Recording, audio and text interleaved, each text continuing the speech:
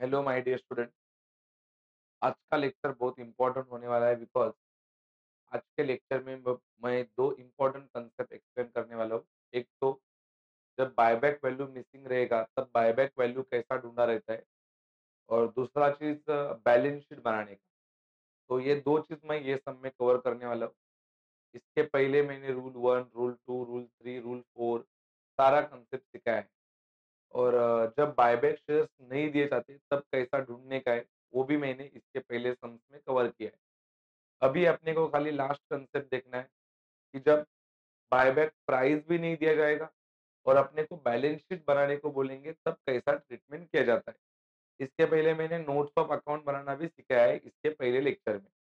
तो ये जो वीडियो है, ये वीडियो टीवाई बीकॉम सेमेस्टर 5 के बच्चों को बहुत इंपॉर्टेंट होने वाले हैं। जो बच्चे फाइनेंशियल अकाउंटिंग सब्जेक्ट का प्रिपरेशन कर रहे हैं, उनका अगले महीने में एग्जाम है और उसके लिए ये वीडियो उनके लिए बहुत बहुत मतलब बहुत हेल्पफुल होने वाला है बिकॉज बहुत सारे कंसेप्ट ये वीडियो में कवर होने वाले हैं। तो सबसे पहले अपन देखेंगे सम में क्या-क्या दिया है। सम में क्या-क्या दिया है और क्या-क्या ढूँढने को बोला है। The summary balance sheet of Manish limited नाम का कंपनी है और इस साल का ये बैलेंस शीट है 31 मार्च 2012 का। कंपनी के पास इक्विटी है, रिजर्व एंड सरप्लस में कंपनी के पास security premium, general reserve, profit and loss है। फिर कंपनी के पास सिक्योर्ड लोन है और ये दोनों करंट लायबिलिटीज कंपनी के पास पड़े। फिर कंपनी के पास फिक्स असेट है, इन्वेस्टमेंट है, करंट असेट है 35 लाख के, उसके अंदर 15 लाख का बैंक बैलेंस है, ठीक है, और लोन्स एंड एडवांसेस है। तो ये सारे असेट है कंपनी के पास और ये सारे लायबिलिटीज है। और क्या पूछा है देखो, keeping in view all the legal requirements ascertain maximum number of equity shares that Manish limited can buy back. मतलब सबसे पहले अपने को ढूंढने का है कितने equity shares Manish limited buyback करेगा, और दूसरा चीज क्या ढूंढने का है, the maximum price it can offer, और कितने शेयर बायबैक करेगा और क्या रेट में बायबैक करेगा ये अपने को ढूंढने का है। Assume that the buyback is carried out actually on the legally permissible terms, record the entries. यहाँ पे बोला है देखो, एंट्री भी पास करना है, record the entries in the journal of Manish limited. मतलब मनीष का अपने को जर्नल भी बनाने का है। एंड देखो यहाँ पे बोला है and prepare the balance sheet, और अपने को यहाँ पे बैलेंस शीट भी बनाने का है।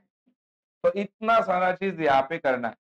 सबसे पहला अपने को कितने शेयर्स बायबैक किए वो ढूंढना है, फिर क्या रेट में बायबैक किए वो ढूंढना है, तीसरा चीज अपने को जर्नल एंट्री पास करना है, और चौथा चीज एंड द मोस्ट इंपॉर्टेंट चीज अपने को यहाँ पे बैलेंस शीट बनाने का। मतलब ये एक सम आपका फुल प्रैक्टिस करा के देगा, फुल रिवीजन करा के देगा बायबैक ऑफ शेयर्स को।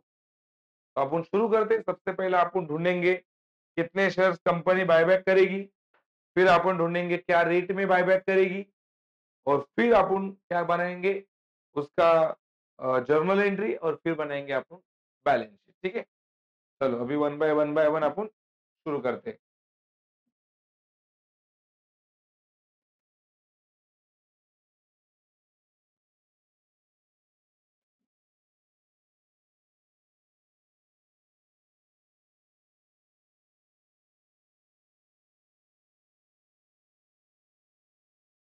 सबसे पहले अपना ढूंढने का है अपने को कितने शेयर्स कंपनी बायबैक करेगी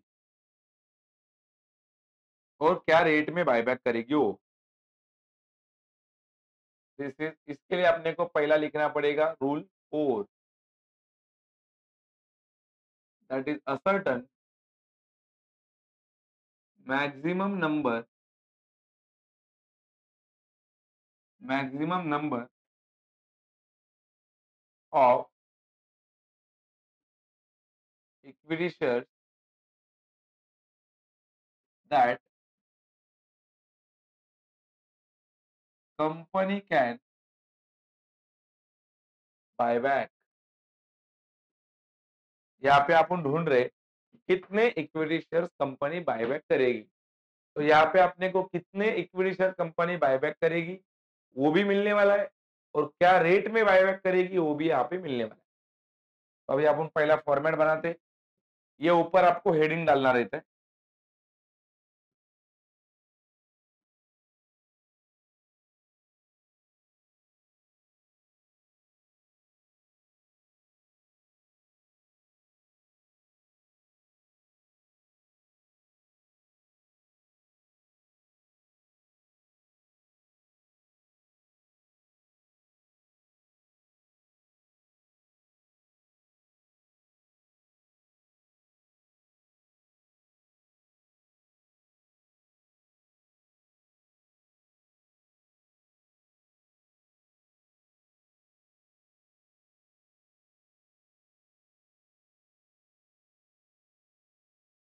सबसे पहले अपने को लिखने का है पर्टिकुलर, ये बाजू में,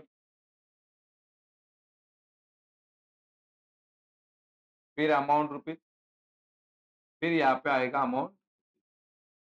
ठीक है, सबसे पहले अपने को यहाँ पे मेंशन करना है कंडीशन 1। कंडीशन 1, कंडीशन 1 का नाम है सोर्सेस।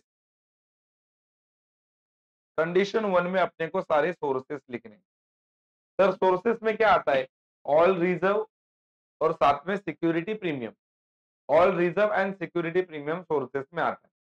तो यहाँ पे देखो रिजर्व, तो ये रिजर्व एंड सरप्लस क्या ही है? Security premium, general reserve, profit and loss, ये तीनों को मिला के क्या बनता है? सोर्सेस।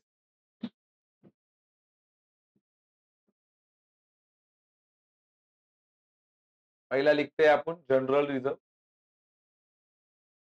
पहला जनरल रिजर्व लिखना रहता है। कितना है जनरल रिजर्व? 10 लाख। फिर लिखना रहता है प्रॉफिट एंड लॉस।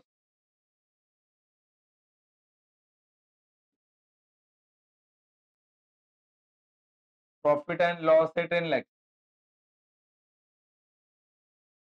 और फिर लिखना रहता है सिक्योरिटी प्रीमियम।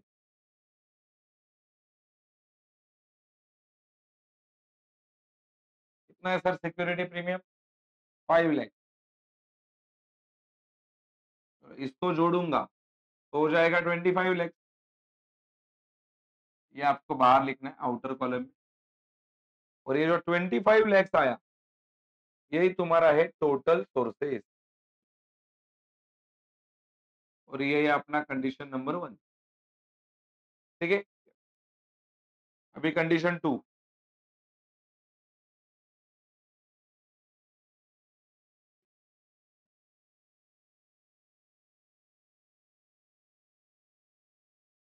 कंडीशन 1 मालूम पड़ा सबको। अभी लिखते हैं कंडीशन 2।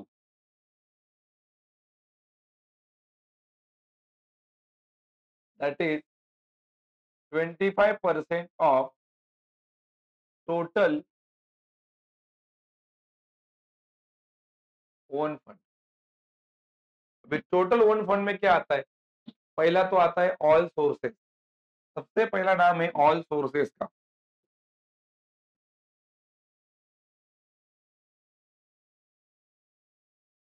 ऑल सोर्सेस का मतलब है total sources. Sir total sources कितना है? 25 लाख। इसके अलावा यहाँ पे आता है फुल्ली पेड।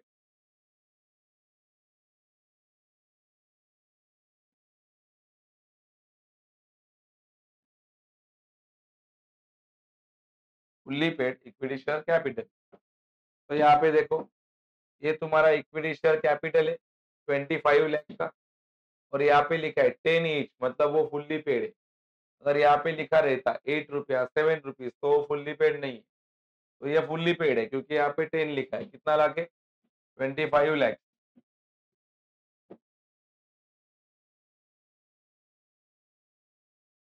तो इसको जोड़ूंगा तो हो जाएगा total own fund 50 lakh.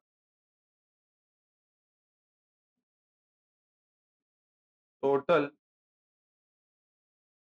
Own fund. लेकिन अपना कंडीशन बोलता है टोटल ओन फंड का खाली 25% मांगता है। तो 50 लाख का 25%।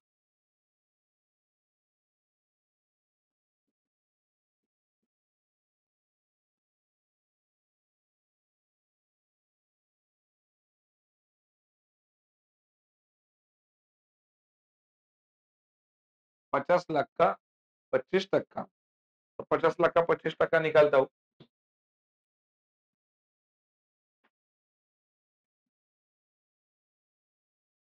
तो ये आंसर आता है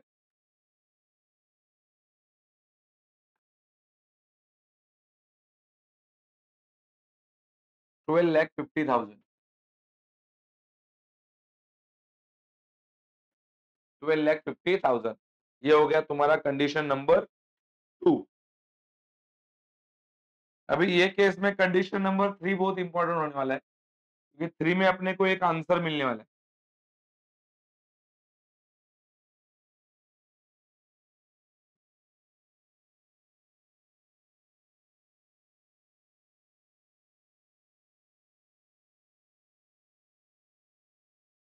नहीं, यहाँ पे नहीं मिलेगा आंसर। कंडीशन 3 दैट इज डेब्ट equity ratio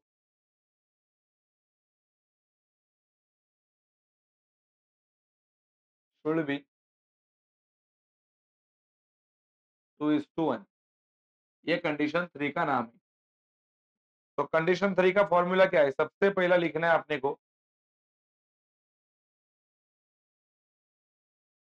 total own fund. तो टोटल ओन फंड तो 50 लाख है। फिर अपने को माइनस करना है that is secured loan plus unsecured loan upon 2। तो सिक्योर्ड लोन है यहाँ पे 25 लाख, अनसिक्योर्ड लोन तो यहाँ पे कोई नहीं है। तो यहाँ पे लिखता हूँ 25 लाख सिक्योर्ड लोन के नीचे, अनसिक्योर्ड लोन 0 रहेगा।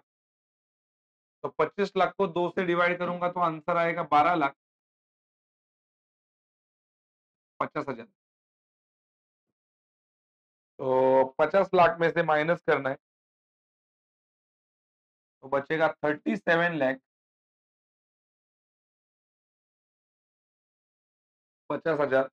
और ये रहेगा तुम्हारा कंडीशन नंबर 3।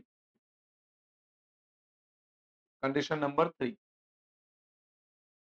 कंडीशन 4 बहुत इंपॉर्टेंट है, बिकॉज कंडीशन 4 में अपने को कुछ आंसर मिलने वाले हैं।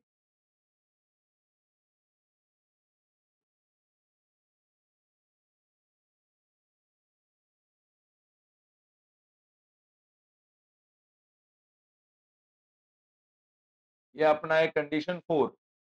कंडीशन 4 में लिखा जाता है तुम्हारा 25% ऑफ फुल्ली पेड इक्विटी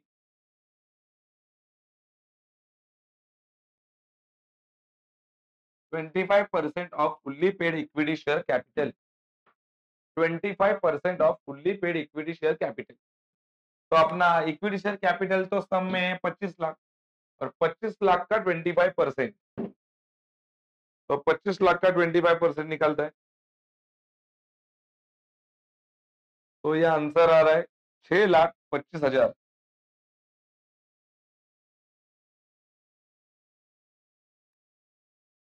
6,25,000। अभी 6,25,000 को अपने को डिवाइड करना है, that is face value of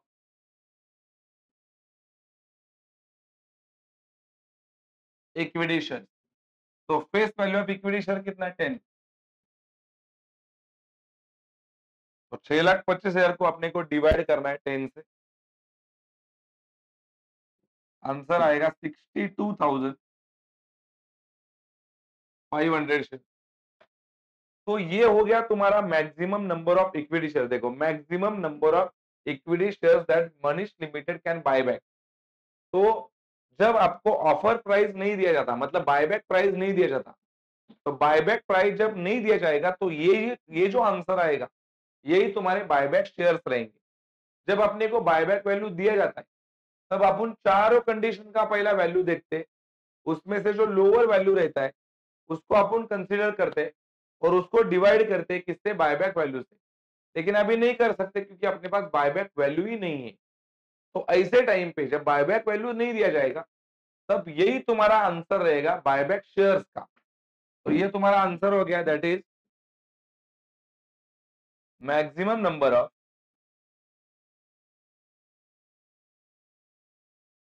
maximum number of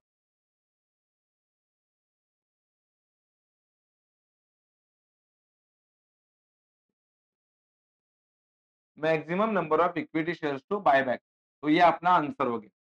अभी कंडीशन 4 में क्या होता था, इसके पहले इधर आता था बाद में इनटू, क्या इनटू होता था, बायबैक वैल्यू से इनटू होता था। लेकिन यहाँ पे बायबैक वैल्यू भी दिया नहीं है, वो तो मिसिंग है। तो ऐसे टाइम पे कंडीशन 4 इधर ही स्टॉप होगा और कंडीशन 4 में अपने को ये जो आंसर मिलेगा वो तुम्हारा रहेगा बायबैक शेयर।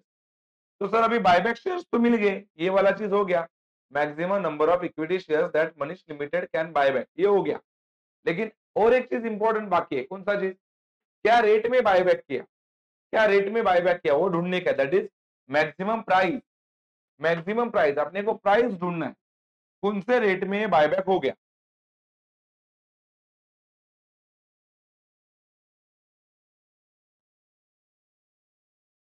तो उसका फॉर्मूला है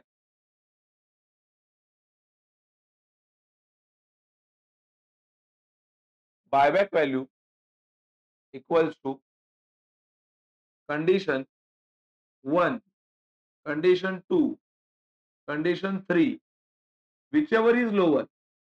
इसके पहले फॉर्मूला क्या रहता था, buyback share, buyback share equals to condition 1, 2, 3, 4, whichever is lower. अभी थर्ड कंडीशन का तो वैल्यू ही नहीं है, तो कंडीशन 1 टू 3 में ही कंपैरिजन होगा और जो लोअर रहेगा उसको अपन कंसीडर करेंगे। और पहले यहाँ पे डिवाइड होता था बायबैक वैल्यू से, अभी डिवाइड होगा बायबैक शेयर से, बायबैक शेयर। तो अभी मेरे को बताओ कंडीशन 1 टू 3 में लोअर वैल्यू कौन सा है, ये तो 37,50,000 है, 3 वाला। सेकेंड वाला 12,50,000 है और फर्स्ट वाला 25 लाख, मतलब 12,50,000 सबसे कम है।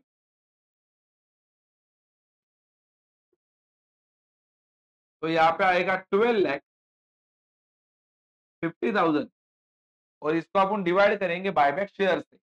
तो ये अपने बायबैक शेयर्स आए, बायबैक शेयर्स, बायबैक शेयर्स कितना है 62,500। तो यहाँ पे तुमको मिलेगा बायबैक वैल्यू, चलो 12,50,000 को डिवाइड करते,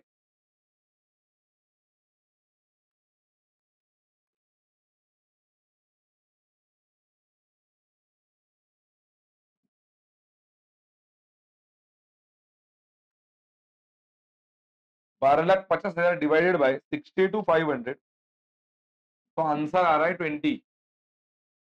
तो ये हो गया तुम्हारा बायबैक वैल्यू। तो यहाँ पे अपना आधे से ज्यादा काम हो गया। अब तक अपने को बायबैक शेयर्स भी मिल गए और बायबैक वैल्यू भी मिल गया। तो अभी अपने को मालूम पड़ा कैसा बायबैक वैल्यू ढूंढा जाता है। ये बहुत इंपॉर्टेंट है, बहुत बार बोर्ड में ये ऐसा कंसेप्ट आ चुका है, तो इसका तैयारी करना बहुत इंपॉर्टेंट है। तो अभी अपना हो गया बायबैक शेयर्स भी ढूंढे और बायबैक वैल्यू भी ढूंढा। अभी अपन पास करेंगे जर्नल एंट्री। तो बायबैक शेयर से 62,500 और ये है बायबैक वैल्यू 20। तो यहाँ पे पहला कुछ वर्किंग बनाना पड़ता है, बायबैक शेयर 62,500, फिर यहाँ पे लिखा जाता है फेस वैल्यू, वो तो 10 रुपीज है। फिर यहाँ पे लिखा जाता है बायबैक वैल्यू, वो तो 20 रुपीज है, अभी निकाला अपन ने। तो ये 10 रुपया और 20 रुपया, बीच में जो अंतर है उसको बोलते हैं प्रीमियम और बायबैक। प्रीमियम और बायबैक भी 10 रुपए का डिफरेंस, ये दोनों के बीच का डिफरेंस। फिर यहाँ पे लिखा जाता है तुम्हारे पास जितने रिजर्व एंड सरप्लस है, रिजर्व एंड सरप्लस में भी पहला सीक्वेंस होता है जनरल रिजर्व का। तो पहला लिखा जाएगा यहाँ पे जनरल रिजर्व, कितना है सर जनरल रिजर्व, 10 लाख। फिर लिखा जाएगा प्रॉफिट एंड लॉस, वो कितना लाके 10 लाख। इसका सीक्वेंस मैंने इसके पहले लेक्चर्स में बता दिया है। फिर लिखा जाएगा सिक्योरिटी प्रीमियम, वो कितना लाके 5 लाख। और फिर बाजू में क्रिएट होगा सीआरआर। ठीक है, आपको पता है पहला जनरल रिजर्व लिखा जाता है, फिर रिजर्व फंड, फिर profit and loss, sorry reserve fund, उसके बाद में पहला आता है जनरल रिजर्व, फिर रिजर्व फंड, उसके बाद में रिवेन्यू रिजर्व, उसके बाद में डिविडेंड इक्वलाइजेशन रिजर्व, फिर प्रॉफिट एंड लॉस। अभी अपने पास जनरल रिजर्व था तो जनरल रिजर्व लिखा, उसके आगे के जो नाम बोले मैंने वो नहीं थे तो नहीं लिखे, फिर प्रॉफिट एंड लॉस, और फिर लिखा जाता है सिक्योरिटी प्रीमियम, और फिर बाजू में क्रिएट होता है क्या, सीआर। अभी अपन अप्लाई करेंगे बायबैक के रूल्स, दैट इज बायबैक का रूल नंबर 1। बायबैक का रूल नंबर 1 कब अप्लाई होता है, जब फेस वैल्यू 10 है और पेड अप वैल्यू दिया रहता है 10 से कम, 10 से कम दिया जाता है, तब आपको रूल नंबर 1 अप्लाई करना है। लेकिन यहाँ पे फेस वैल्यू 10 है और पेड अप वैल्यू 10 से कम है, ऐसा बोला ही नहीं है, मतलब रूल नंबर 1 अप्लाई नहीं होगा। तो अभी अप्लाई करेंगे directly rule number 2। Rule number 2 सारे सम में कंपलसरी है।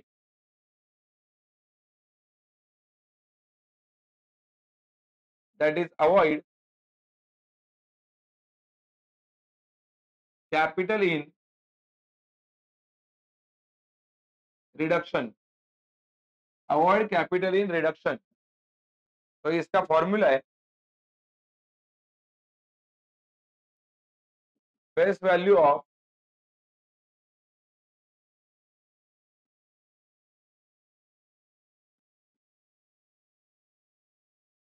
Equity shares to buyback equals to fresh proceed plus DP plus SP, fresh proceed plus DP plus SP. अभी सर फेस वैल्यू निकालने का है इक्विटी शेयर्स का, कौन से वाले, जो इक्विटी शेयर अभी अपन क्या करने वाले हैं, बायबैक।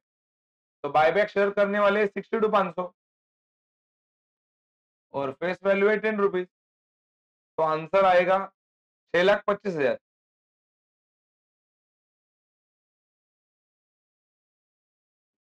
सर ये 6,25,000 कहां से रिकवर करेंगे, ये 3 जगह से। तो पहला जगह है फ्रेश प्रोसीड, एडजस्टमेंट में आता है हमेशा फ्रेश प्रोसीड, ऐसा नहीं आया है कुछ भी लिख के तो डैश। फिर डीपी, डीपी मतलब क्या, ये जो पहले दो नाम लिखे, ये general reserve and profit and loss, ये दोनों को बोलते हैं डीपी।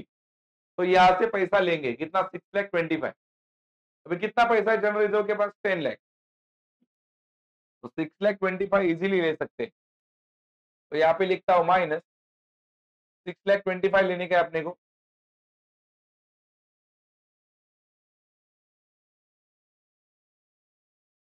यहाँ पे मैंने लिया 6,25,000, किसके पास थे, जनरल रिजर्व के पास थे, तो सिक्योरिटी प्रीमियम के पास जाने की जरूरत ही नहीं पड़ी। तो ये जो 6,25,000 है, इसको यहां से यूज करने के बाद ट्रांसफर करना होता है सीआरआर में। तो 10 लाख में से 6,25,000 जाएगा तो बचेगा 3,75,000, 3,75,000 रुपीज।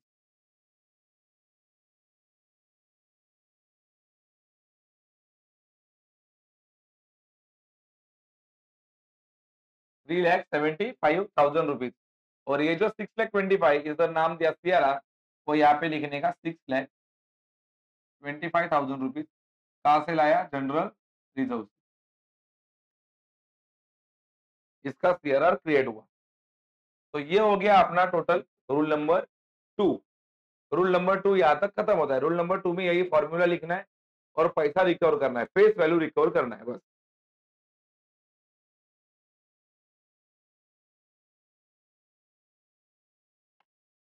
फेस वैल्यू अपने को रिकवर करना है। आगे आता है तुम्हारा rule number 3।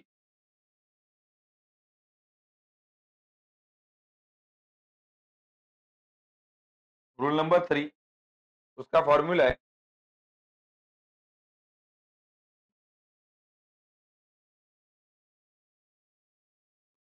Premium on buyback write off. तो इसका फॉर्मूला आता है premium on buyback equals to SP plus DP. मतलब प्रीमियम का पैसा ये दोनों के पास से लेना है। तो कितना है सर प्रीमियम? ये देखो, शेयर है 62,500 और प्रीमियम का पैसा 10 रुपीज है। देखो यहाँ पे प्रीमियम का पैसा कितना है? 10 रुपीज।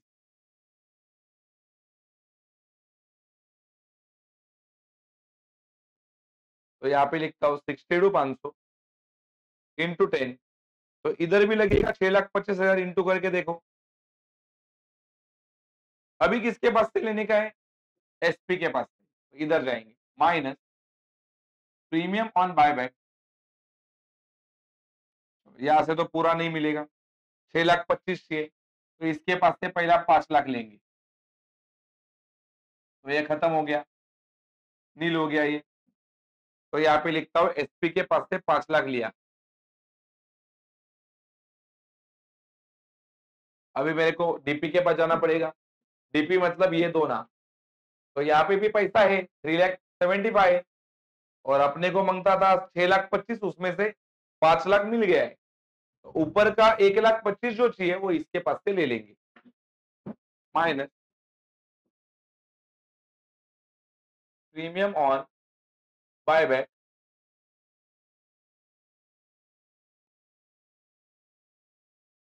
75 में से 25 जाएगा तो 50 बचेगा और 3 में से 1 जाएगा तो 2 बचेगा। तो 2,50,000 रुपया अभी भी इसके पास से पड़ा है।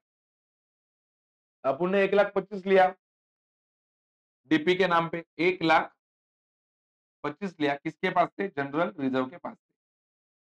डीपी का मतलब क्या होता है? That is divisible profit.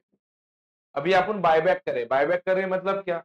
किसी के पास से शेयर वापस खरीद रहे, तो किसी के पास से शेयर वापस खरीदेंगे तो सामने वाले को उसका पैसा देना पड़ेगा। तो यहाँ पे अपने को पैसा देना है 6,25,000 फेस वैल्यू और प्रीमियम भी देने का है 6,25,000। तो अपन ने सामने वाले को पैसा दिया कहां से?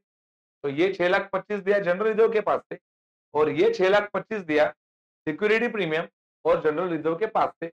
ऐसा इसका मीनिंग होता है। अभी ये वर्किंग हो गया। अभी इसके बाद में अपने को पास करने का है इसका जर्नल एंट्री। जर्नल एंट्री अपने को इसका पास करना है। मैं पहला जर्नल एंट्री का फॉर्मेट बनाता है। इधर लिखना पड़ता है in the books of, in the books of, क्या कंपनी का नाम है? Manish limited.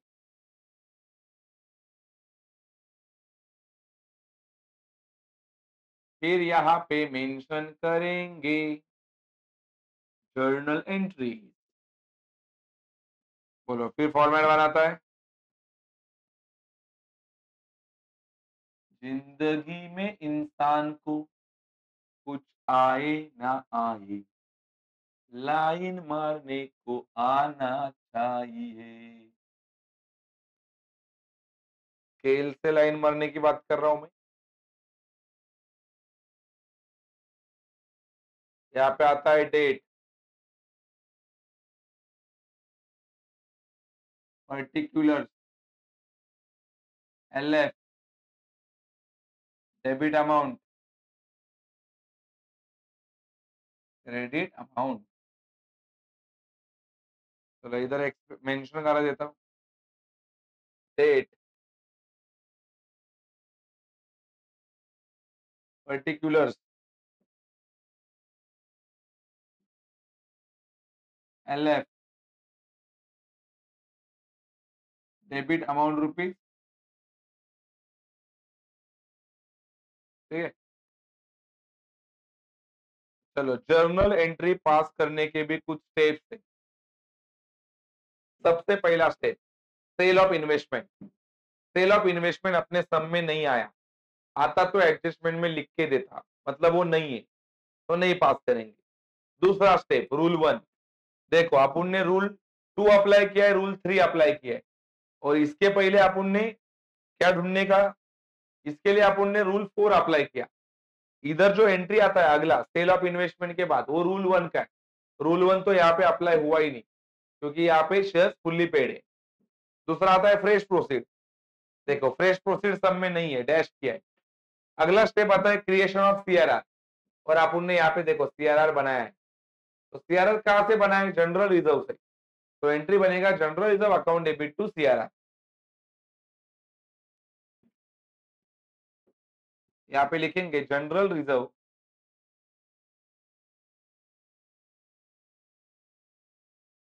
Account debit to CRR का फुल फॉर्म होता है कैपिटल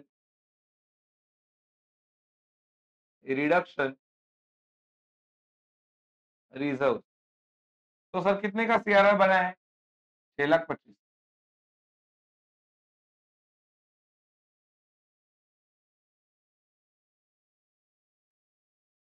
इसका नरेशन लिखा जाएगा being CRR CRR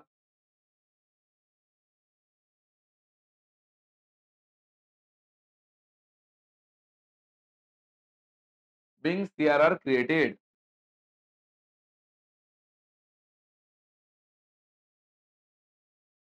being CRR created. फिर अगला एंट्री बनता है नंबर 2। इसके बाद में बनता है अमाउंट ड्यू, कितना पैसा इक्विटी शेयर होल्डर को देना है। तो इक्विटी शेयर होल्डर को पैसा देना है, ये देखो ये फेस वैल्यू देना है और ये देने का है प्रीमियम। तो इक्विटी शेयर होल्डर को ये दो चीज देनी है, जिसके पास से आप उन शेयर बायबैक करने वाले, मतलब वापस खरीदने वाले, तो उसको देने का है इक्विटी शेयर कैपिटल और देने का है प्रीमियम ऑन बायबैक। तो डेबिट में लिखा जाता है, यहाँ पे लिखा जाएगा equity share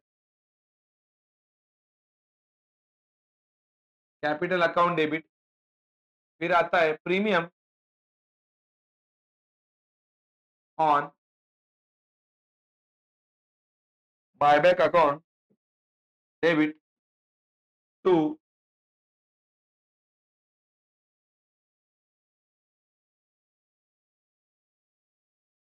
fix compulsory entry. सब में ये एंट्री कंपलसरी रहता है, सीआरआर क्रिएट होता ही है। उसके बाद में अमाउंट ड्यू, या अमाउंट ड्यू का एंट्री है, ये भी एवरी सब में कंपलसरी आता है, amount due to equity shareholder. तो यहाँ पे लिखा जाएगा being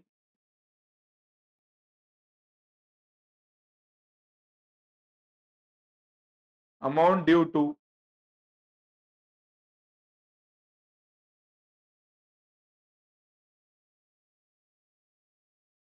being amount due to equity shareholder. तो इक्विटी शेयर कैपिटल 6,25,000, प्रीमियम का भी 6,25,000, यहाँ पे लिखेंगे 6,25,000, यहाँ पे भी आएगा 6,25,000, और टोटल हो जाएगा इक्विटी शेयर होल्डर के सामने 12,50,000। मतलब इतना पैसा अपने को इक्विटी शेयर होल्डर को देना है।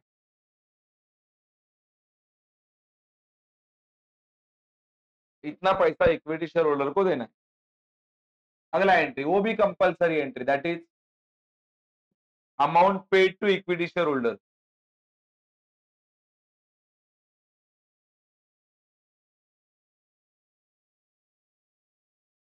Amount paid to equity shareholder.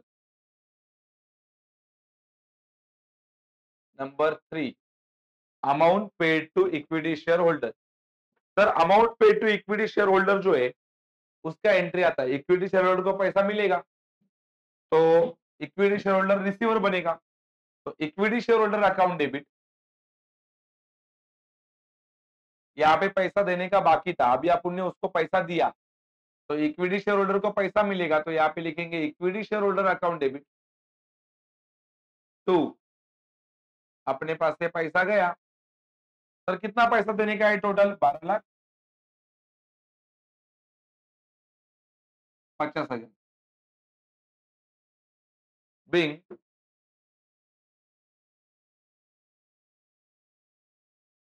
Amount paid to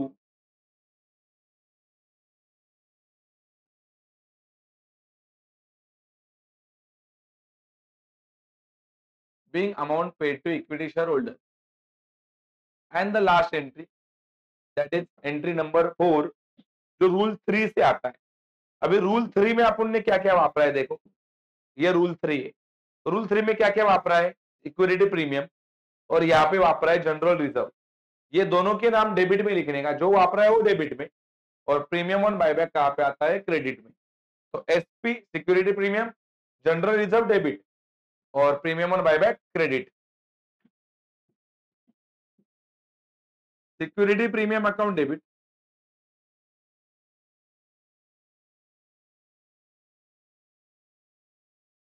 उसके बाद में general reserve account debit,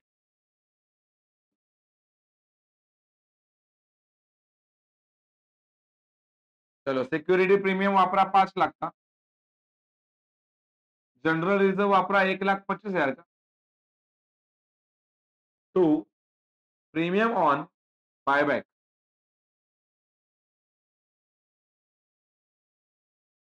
premium on buyback account 6,25,000। Narration आता है बिंग प्रीमियम ऑन, ये देखो यहाँ का लाइन लिखा जाता है, premium on buyback write off on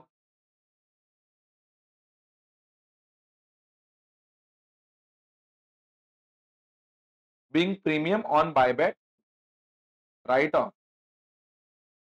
चलो इतने, बस इतने ही अपने को 4 एंट्री ये सम में आने वाले हैं। तो 4 एंट्री में ये सम खत्म होता है।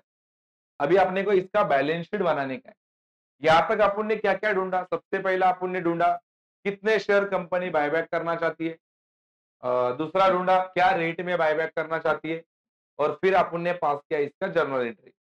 अभी अपन इसका बनाएंगे बैलेंस शीट। चलो बैलेंस शीट बनाते हैं अपन इसका।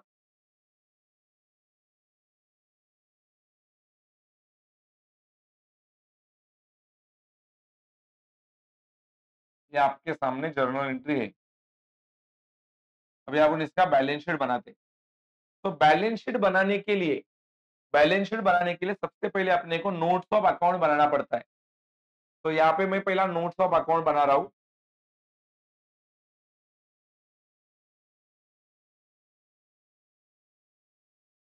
तो नोट्स ऑफ अकाउंट कैसा बनाने का है? एकदम सिंपल चीज है, मैं अभी बताता हूँ आपको।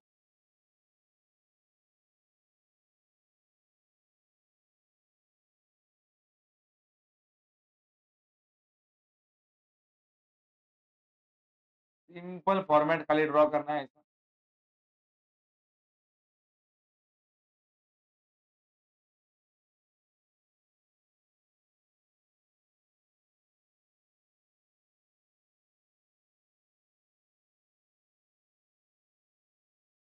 चलो अभी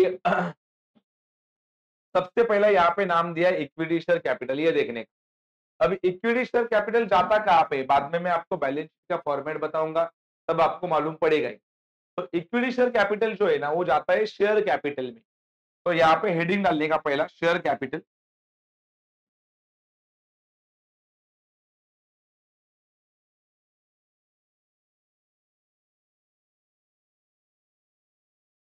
और शेयर कैपिटल के नीचे ये ऑथोराइज इशू एंड सब्सक्राइब, पहला ऐसा वर्ड लिखने का, दैट इज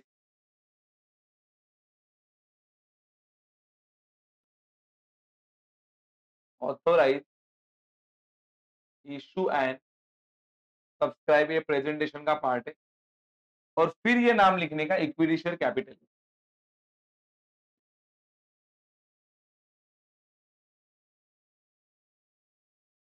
ठीक है, अभी मैं आपको इंपॉर्टेंट रूल यहाँ पे लिखता हूं। अभी में सारा लाइबिलिटी का काम चल रहा है। तो लाइबिलिटी का रूल है, अगर डेबिट में मिलता है तो माइनस, और क्रेडिट में मिलता है तो प्लस। असेट का भी बताता हूं, इसके उल्टा है, डेबिट में मिलेगा तो प्लस, और क्रेडिट में मिलेगा तो माइनस। ठीक है, ये अपना बेसिक रूल है। ठीक है, अभी अपने को सबसे पहला क्या करना है? शेयर कैपिटल का ये जो अमाउंट है 25 लाख, वो कैलसी पे उतारने का है 25 लाख। और अपना ये रूल लाइबिलिटी है ना, ये लाइबिलिटी है, उसका रूल क्या है? डेबिट वाला माइनस, क्रेडिट वाला प्लस। अभी यहाँ पे जर्नल एंट्री में आने का, अभी यहाँ पे देखने का इक्विटी शेयर कैपिटल कहाँ पे है क्या। तो इसमें नहीं है, ये देखो ये मिल गया। तो हाँ, इक्विटी शेयर कैपिटल कहाँ पे है, ये नाम डेबिट ऊपर है, डेबिट। मैंने क्या बोला, डेबिट का रूल क्या है, डेबिट रहेगा तो माइनस। तो पहला कैलसी पे आपने उतारा है 25 लाख, और 25 लाख में से 6,25,000 क्या करूंगा, माइनस। तो बचा 18,75,000। और किधर है क्या इक्विटी शेयर कैपिटल, नहीं। मतलब अपना इक्विटी शेयर कैपिटल कितना है, 18,75,000 बस। तो इधर आके सिंपली उतारने का है आपने को 18 लाख।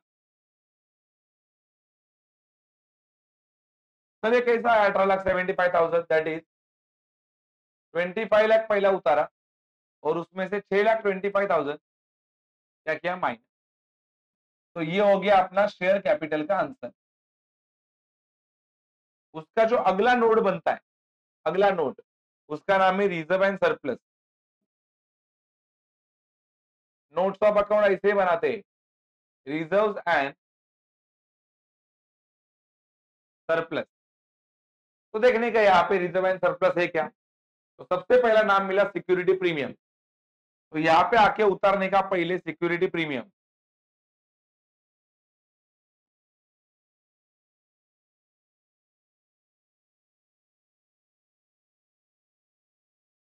Same rule. पहला मैं लिखूंगा ये 5 लाख रुपया, फिर अपना रूल, डेबिट में मिलेगा तो माइनस, क्रेडिट में मिलेगा तो प्लस। चलो सिक्योरिटी प्रीमियम इधर नहीं है,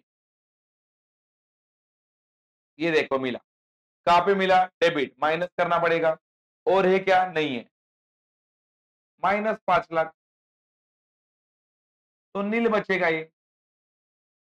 सर और कोई रिजर्व एंड सरप्लस, हाँ है, जनरल रिजर्व। तो यहाँ पे नाम लिखेंगे जनरल रिजर्व।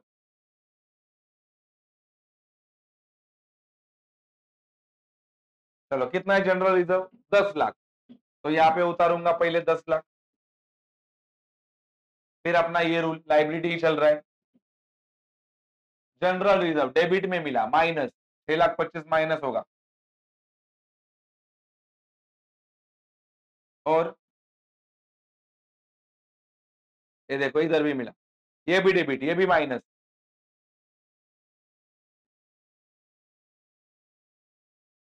चलो 10 लाख में से माइनस करना है 6,25,000, फिर माइनस करना है 1,25,000। तो आंसर आएगा 2,50,000।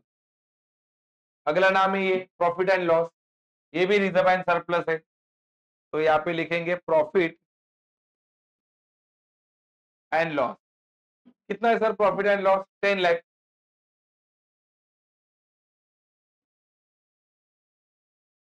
यहाँ पे उतारा मैंने 10 लाख रुपया प्रॉफिट एंड लॉस, ठीक है। अभी इसका भी सेम रूल, डेबिट में मिलेगा तो माइनस, क्रेडिट में मिलेगा तो प्लस। इसमें प्रॉफिट एंड लॉस नहीं,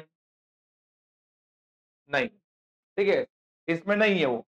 मतलब डायरेक्टली कितना लिखना पड़ेगा, यही तुम्हारा 10 लाख यहाँ पे उतारना पड़ेगा। सबसे ज्यादा मिस्टेक यहाँ पे क्या होती है, ये तो 3 आप लोग रिजर्व लिखते हो यहाँ पे, जो यहाँ पे दिख रहे, घाई करने में यहाँ पे एक ही मिस्टेक होता है कि ये जो रिजर्व इधर है जर्नल एंट्री में, उसको आप भूल जाते हो। यहाँ पे एक रिजर्व है जिसका नाम है, ये देखो ये कैपिटल रिडम्पशन रिजर्व।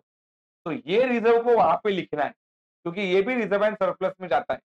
ये नाम लिखना रह जाता है और बैलेंस शीट टैली नहीं होता, तो ये वहां पे लिखना है capital redemption reserve.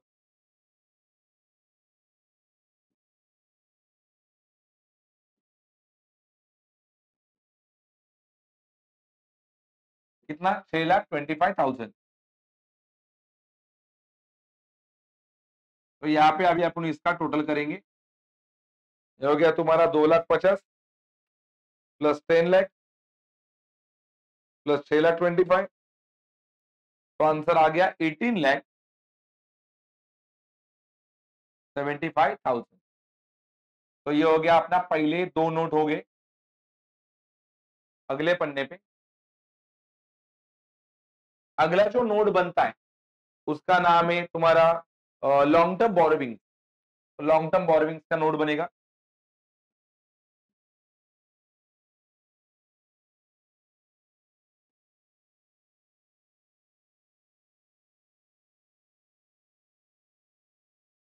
Sir long term borrowing में क्या नाम आता है? लॉन्ग टर्म बोरोइंग में आता है ये तुम्हारा डिबेंचर। डिबेंचर आता है लॉन्ग टर्म बोरोइंग में। तो अब ये डिबेंचर वहां पे लिखेंगे, कितना डिबेंचर है? 10% डिबेंचर।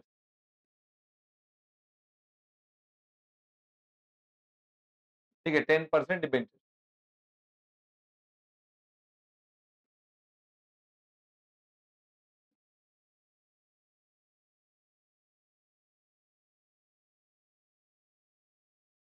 टेन परसेंट डिबेंचर कितना लाके?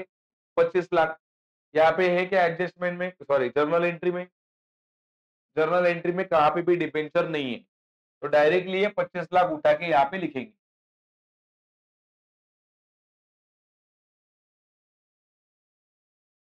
सर उसके बाद में ये वाला चीज, sundry creditors and bill payable, ये दोनों नाम जाते हैं ट्रेड पेबल में। ट्रेड पेबल में तो यहाँ पे हेडिंग डालेंगे ट्रेड पेबल।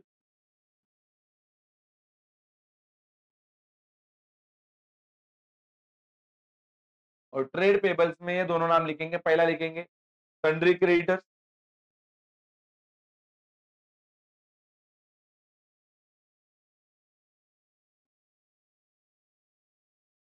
सर ये क्यों नहीं चेक कर रहे हो? क्योंकि इसमें वो नाम ही नहीं है सन्ड्री क्रेडिटर्स, तो ये डायरेक्ट लिखेंगे 15 लाख और 5 लाख।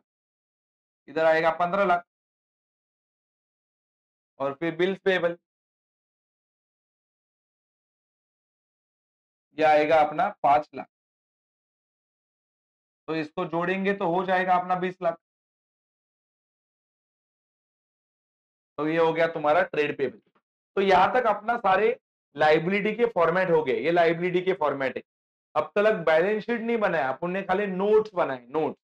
ये हो गया तुम्हारा लाइबिलिटी। अभी असेट के फॉर्मेट, यहाँ पे कौन सा असेट है? Fix asset. तो फिक्स असेट का खुद का फॉर्मेट बनता है, तो यहाँ पे नाम देंगे फिक्स असेट।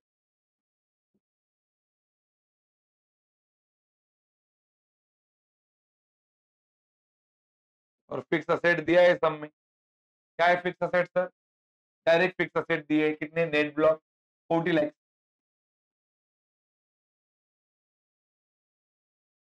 उसके बाद में अगला फॉर्मेट बनता है इन्वेस्टमेंट। इन्वेस्टमेंट का जो फॉर्मेट बनता है उसका नाम है नॉन करंट इन्वेस्टमेंट।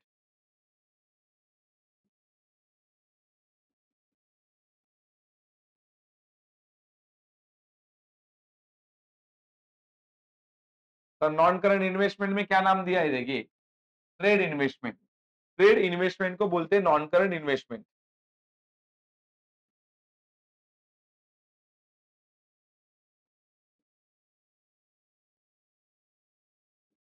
कितना है sir trade investment? That is 15 lakh.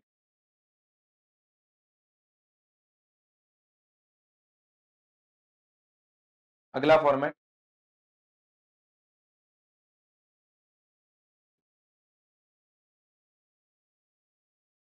अगला नाम कौन सा है? देखो यहाँ पे अगला नाम है current asset.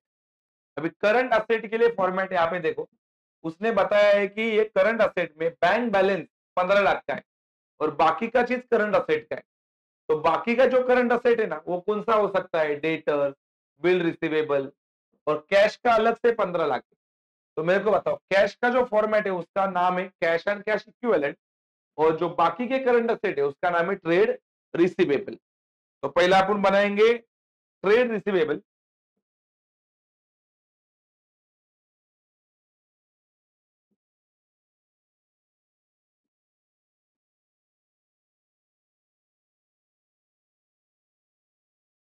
Trade receivable sir कितना लिखेंगे?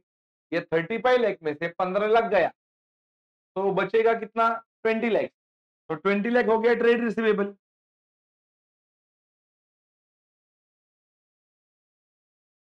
और अगला नाम है that is cash and cash equivalent.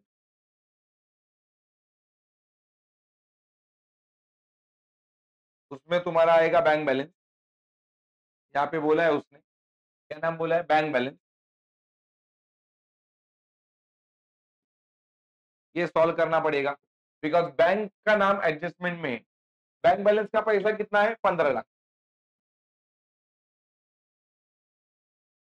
तो बैंक बैलेंस, ये अपना रूल असेट के लिए, बैंक बैलेंस असेट है, डेबिट में मिलेगा तो प्लस, इधर नहीं है, इधर भी नहीं है, हाँ इधर देखो ये क्रेडिट में, तो माइनस करना पड़ेगा, माइनस 12.5 लाख। ये देखो ये हो गया क्रेडिट में। और किधर, और किधर नहीं है बैंक बैलेंस।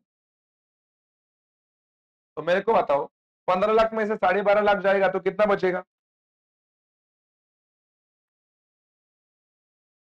2.50 मतलब 2,50,000। सर और कौन सा नाम बचा? That is loans and advances. ये तुम्हारे होते हैं, that is short term loans and advances. इसको नाम देते हैं short term loans and advances. ये जो लोन लोन एंड एडवांसेस है उसको नाम आता है short term loans and advances.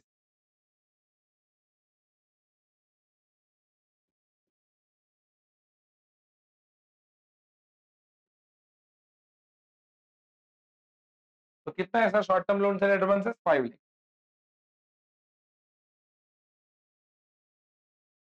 Balance sheet बनाने के लिए सबसे पहले अपने को ऐसे नोट्स बनाने पड़ते हैं। सर यहाँ का तो पूरा नाम हो गया, यहाँ का कुछ बचा है क्या देखते हैं एडजस्ट में, सॉरी जर्नल एंट्री में। तो देखो कैसा होता है, यहाँ पे प्रीमियम ऑन बायबैक डेबिट है, प्रीमियम ऑन बायबैक डेबिट है। यहाँ पे प्रीमियम ऑन बायबैक क्रेडिट है, तो ये कैंसिल हो गया। यहाँ पे इक्विटी शेयर होल्डर क्रेडिट है, यहाँ पे इक्विटी शेयर होल्डर डेबिट है, तो ये भी कैंसिल हो गया।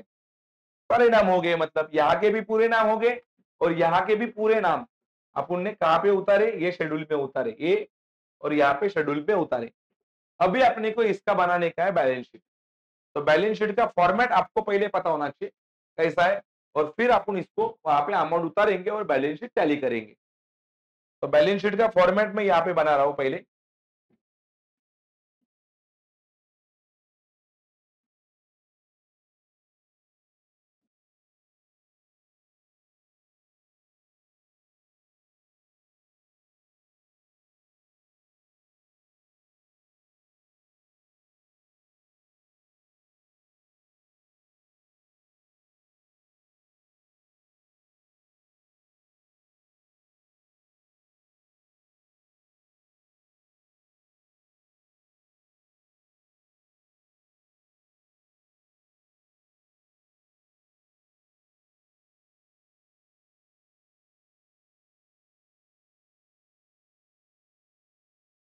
बैलेंस शीट एज ऑन, यहाँ पे डेट आता है, क्या डेट है? 31 मार्च 2012।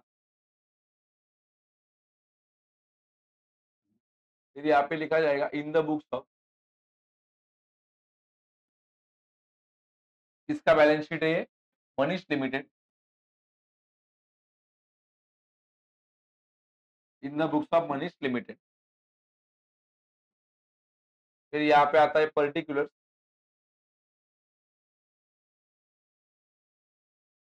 Amount rupees. सबसे पहला नाम आता है that is equity and liabilities. Equity and liabilities. Equity and liability में पहला आता है share holder fund. Share holder fund,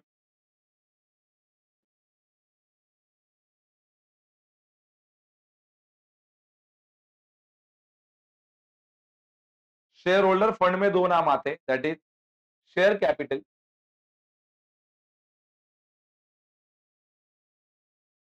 और दूसरा नाम आता है reserve and surplus.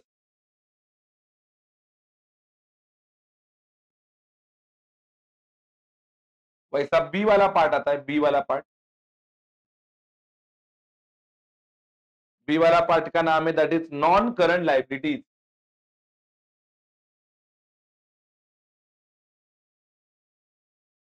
Non current liability में चार नाम आते हैं।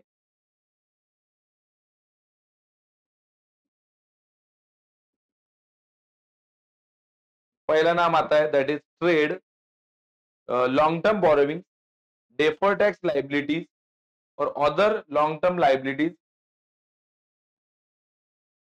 पहला आता है लॉन्ग टर्म बोरोविंग,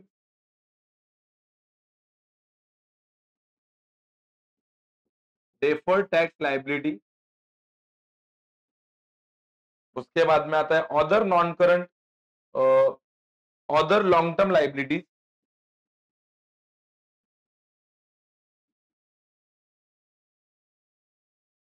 और उसके बाद में आता है लॉन्ग टर्म प्रोविजन।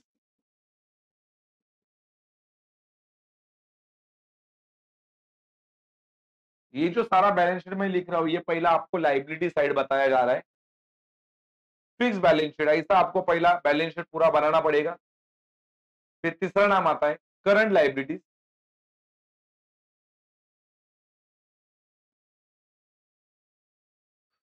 और करंट लाइबिलिटी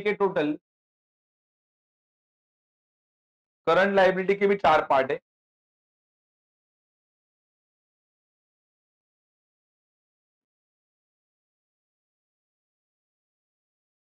पहला पार्ट है short term borrowing.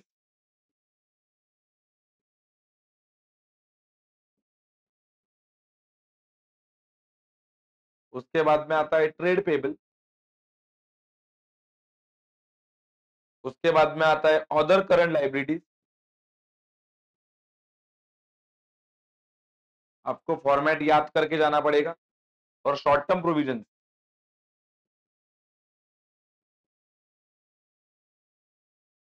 Short term provision.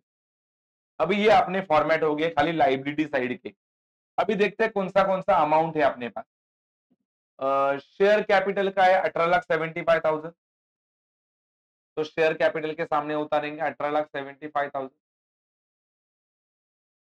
फिर अपने पास है रिजर्व एंड सरप्लस, वो भी 18,75,000। मैं नोट से ला रहा हूं ये अमाउंट उठा के। लॉन्ग टर्म बोरोविंग, 25 लाख है। लॉन्ग टर्म बोरोविंग के सामने लिख रहा हूं। ये नहीं है, ये नहीं है, ये भी नहीं है।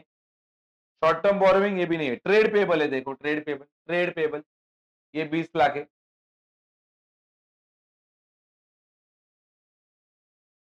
सर और ये भी नहीं है, ये भी नहीं है। तो 18,75,000 कितना होता है? ये होता है 37,50,000। 25,000,000, 25 लाख। 20,000,000 ये भी हो जाएगा 20 लाख। अभी आप उन ये तीनों को जोड़ेंगे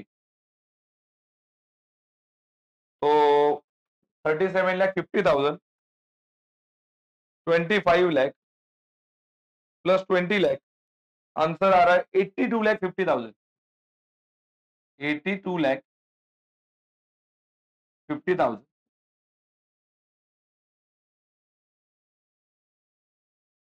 82,50,000। तो ये जो टोटल आया ये खाली अपना आ गया लाइबिलिटी का टोटल। अभी इतना ही टोटल अपने को असेट का लाना है, तो बैलेंस शीट अपना क्या हो जाएगा, टैली हो जाएगा। ठीक है। इसका ऑलरेडी बैलेंस शीट का मैं फॉर्मेट क्यों नहीं एक्सप्लेन किया, क्योंकि ऑलरेडी आपको एक टॉपिक है इसमें क्या कंपनी फाइनल अकाउंट, तो उसमें आपको ये बैलेंस शीट है, तो वही बैलेंस शीट मैंने यहाँ पे लिखा है। खाली जिसका अमाउंट था वो अमाउंट मैंने यहाँ पे उतारा है। ठीक है। अभी मैं असेट का फॉर्मेट लिखता हूं।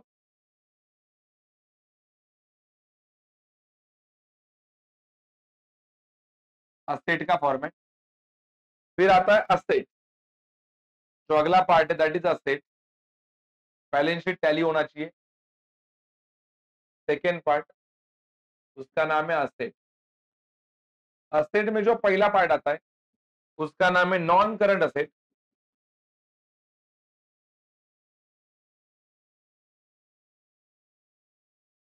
नॉन करंट असेट के टोटल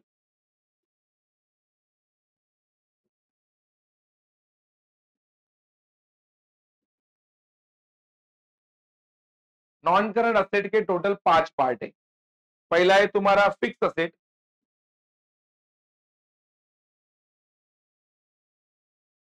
दूसरा है नॉन करंट इन्वेस्टमेंट।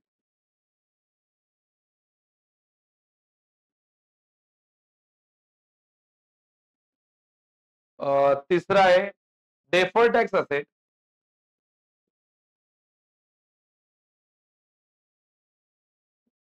उसके बाद में long term loans and advances.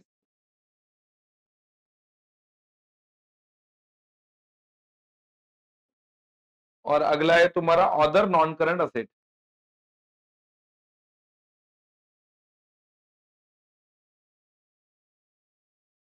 ये हो गया नॉन करंट असेट के पार्ट। उसके अलावा अगला जो है वो करंट असेट है, बी वाला।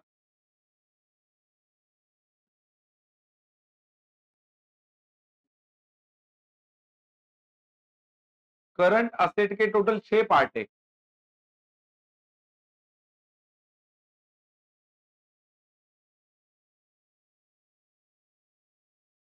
करंट असेट के टोटल 6 पार्ट है।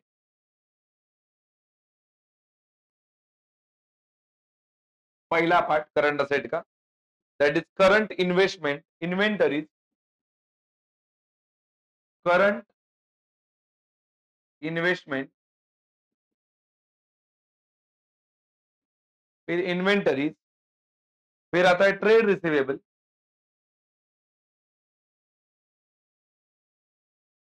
फिर आता है कैश एंड कैश इक्विवेलेंट, उसके बाद में आता है तुम्हारा short term loans and advances, short term loans and advances, and आता है अदर करंट असेट। चल देखते हैं अभी इसमें से क्या क्या अमाउंट है अपने पास। Fix asset 40 lakh, fix asset के सामने लिखना पड़ेगा 40 लाख। नॉन करंट इन्वेस्टमेंट ये 15 लाख। डेफर टैक्स नहीं है, लॉन्ग टर्म लोन से नहीं है, अदर नॉन करंट नहीं है, देखो नहीं है। अभी trade receivable 20 lakh, current investment नहीं है, इन्वेंटरीज नहीं है, trade receivable 20 lakh, cash and cash, cash and cash है 2,50,000 और शॉर्ट टर्म लोन है 5 लाख, इधर 2,50,000 और ये है 5 लाख,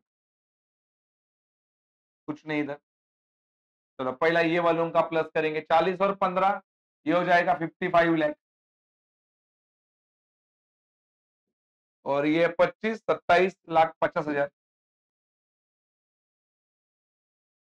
और अभी इनको अगर अपन जोड़ेंगे ये वाले टोटल को, यहाँ पे तो अपन ने टोटल करके रखा है, ये टोटल आया है 82,50,000 रुपए, और ये भी टोटल अगर करेंगे 55 लाख